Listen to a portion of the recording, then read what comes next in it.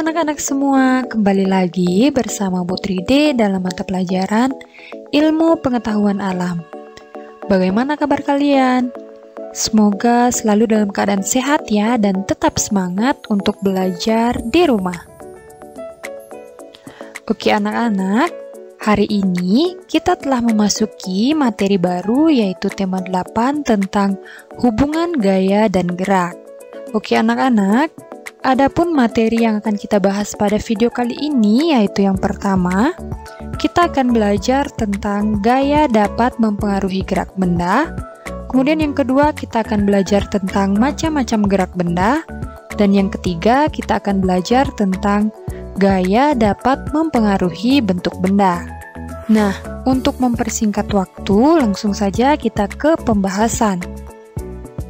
Nah, pada video sebelumnya kita telah belajar tentang gaya dan gerak. Nah, hari ini kita akan belajar bagaimana hubungan antara gaya dan gerak. Oke? Nah, apakah kira-kira gaya dan gerak itu sama? Anak-anak, tentu gaya dan gerak itu berbeda. Nah, perbedaannya seperti apa? Jika gaya merupakan tarikan atau dorongan yang diberikan kepada suatu benda sehingga benda tersebut dapat bergerak. Sedangkan gerak merupakan perpindahan tempat dari posisi awal ke posisi akhir karena adanya gaya. Nah, jadi jelas di sini bahwa hubungan antara gaya dan gerak yaitu gaya dapat mempengaruhi suatu benda dapat bergerak, sedangkan gerak terjadi karena pengaruh gaya. Nah, jadi gaya dan gerak itu saling berhubungan.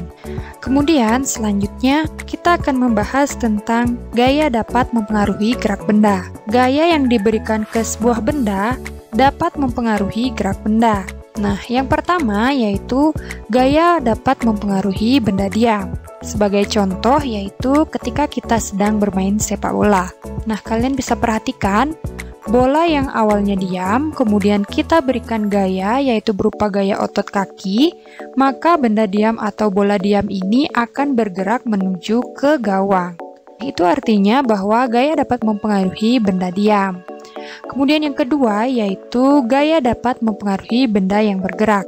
Contohnya ketika kita sedang bersepeda. Nah, ketika kita mengayuh sepeda dengan pelan, maka sepeda ini akan melaju dengan pelan juga. Begitu pula ketika kita mengayuh sepeda ini dengan cepat, maka laju sepeda ini akan semakin kencang. Nah, itu artinya gaya dapat mempengaruhi benda yang bergerak. Kemudian selanjutnya kita akan membahas tentang macam-macam gerak benda yang ada di dalam kehidupan sehari-hari. Nah, anak-anak, ada kurang lebih 8 macam gerak benda yang ada di dalam kehidupan sehari-hari. Nah, yang pertama yaitu ada gerak berputar, kemudian yang kedua ada menggelinding, yang ketiga ada jatuh, yang keempat ada memantul, yang kelima mengalir, yang keenam mengapung, yang ketujuh melayang, dan yang kedelapan ada tenggelam. Untuk lebih jelasnya, kalian bisa simak video berikut ini. Yang pertama, kita akan bahas tentang gerak berputar. Nah, gerak berputar adalah gerak suatu benda berupa lingkaran yang mengelilingi suatu titik. Nah, contohnya di sini adalah gerak berputar pada kipas angin. Kalian bisa perhatikan bahwa kipas ini bergerak mengelilingi titik porosnya. Kemudian contoh yang kedua yaitu pergerakan kincir angin. Nah, kincir ini bergerak juga mengelilingi porosnya. Ini adalah contoh dari gerakan berputar. Kemudian gerak yang kedua ada gerak menggelinding. Nah, gerak menggelinding adalah gerakan berputar sambil berpindah tempat. Nah, kalian bisa perhatikan pada roda sepeda ataupun roda mobil ini.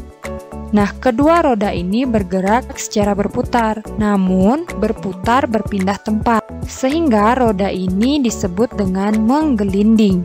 Kemudian gerak benda yang ketiga yaitu jatuh.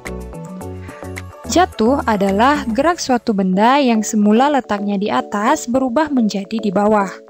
Nah, contoh benda jatuh adalah buah yang jatuh dari pohonnya. Kalian bisa perhatikan, buah yang semula berada di atas, kemudian jatuh sehingga berada di bawah. Nah, ini adalah contoh dari benda yang jatuh. Kemudian selanjutnya, gerak yang keempat yaitu gerak memantul. Nah, gerak memantul adalah gerak benda yang setelah mengenai bidang yang keras akan bergerak berbalik arah. Nah, kalian bisa perhatikan pada gambar ini, ada seorang anak yang sedang bermain bola, di mana bola ini melakukan gerakan memantul. Gerak memantul dapat terjadi pada benda elastis ataupun benda yang permukaannya lunak. Kemudian selanjutnya, gerak yang kelima adalah gerak mengalir, di mana gerak mengalir ini adalah gerak air dari tempat yang lebih tinggi ke tempat yang lebih rendah. Contohnya yaitu ketika kita menuangkan air dari teko ke dalam gelas. Nah, kalian bisa perhatikan air ini mengalir dari tempat yang tinggi ke tempat yang lebih rendah. Kemudian gerak benda yang keenam yaitu gerak benda mengapung. Nah, suatu benda dikatakan dapat mengapung apabila benda tersebut berada di permukaan air. Nah, kalian bisa perhatikan perahu ini berada di atas permukaan air, sehingga perahu kertas ini kita sebut dengan mengapung. Nah, kemudian gerak benda selanjutnya yaitu ada gerak benda melayang. Suatu benda dapat kita katakan melayang apabila benda tersebut berada di antara permukaan air dan juga dasar air. Nah, contoh benda yang dapat melayang adalah telur. Nah, kalian bisa perhatikan telur ini melayang di dalam air.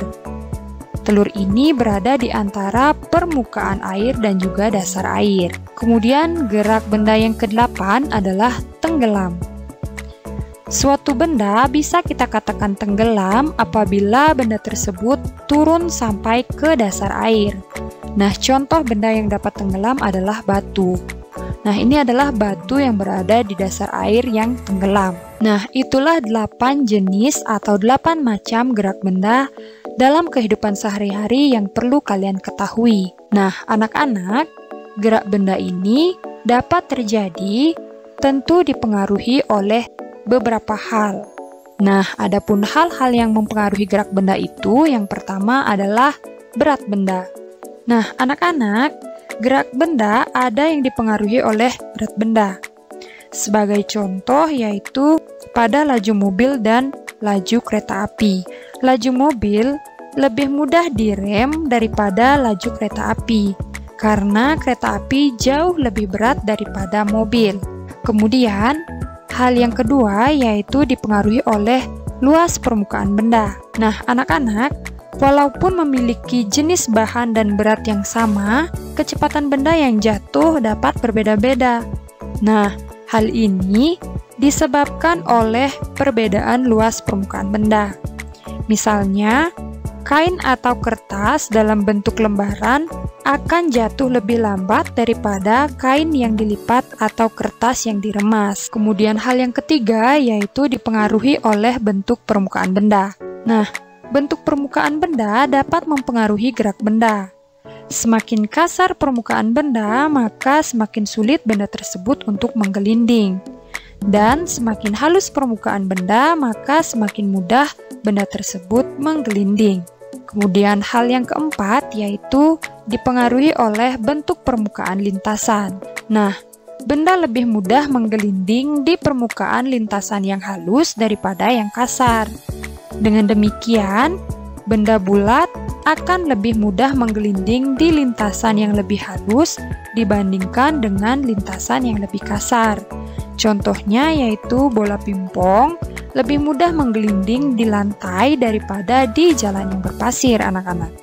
Nah, selanjutnya kita akan membahas tentang gaya dapat mempengaruhi bentuk benda. Anak-anak, berbagai kegiatan sehari-hari menunjukkan bahwa bentuk benda dapat berubah saat mendapat gaya yang cukup. Makin besar gaya, maka makin besar perubahan benda yang terjadi. Nah, apa yang terjadi saat sebuah botol plastik kita remas atau kita pukul? Nah, botol plastik ini dapat berubah menjadi gepeng jika kita remas atau kita pukul. Nah, tangan memberi tekanan pada botol plastik. Artinya, tangan memberi gaya pada botol plastik tersebut, sehingga menyebabkan bentuk dari botol plastik tersebut berubah menjadi gepeng akibat dikenai gaya. Jadi dapat kita simpulkan bahwa gaya dapat mengubah bentuk benda. Dari bentuknya seperti ini menjadi seperti ini. Kemudian contoh yang kedua yaitu pada plastisin. Nah, anak-anak, jika plastisin ini kita tekan atau kita gulung, maka bentuk plastisin ini akan berubah. Namun, jika plastisin ini tidak kita berikan gaya, maka plastisin ini akan tetap bentuknya seperti ini. Nah, apabila kita berikan gaya tekan dan gulung, akan berubah menjadi bentuk yang berbeda. Nah, dapat kita simpulkan bahwa gaya dapat mempengaruhi bentuk benda. Dari bentuk awalnya seperti ini, hingga bentuk akhirnya seperti ini, anak-anak. Oke anak-anak, sekian penjelasan dari Putri D. Semoga apa yang Ibu jelaskan dan apa yang Ibu sampaikan dapat dengan mudah kalian pahami dan juga semoga bermanfaat. Apabila ada pertanyaan, silakan kalian sampaikan di kolom komentar. Akhir kata, Putri D ucapkan terima kasih dan sampai jumpa pada video selanjutnya.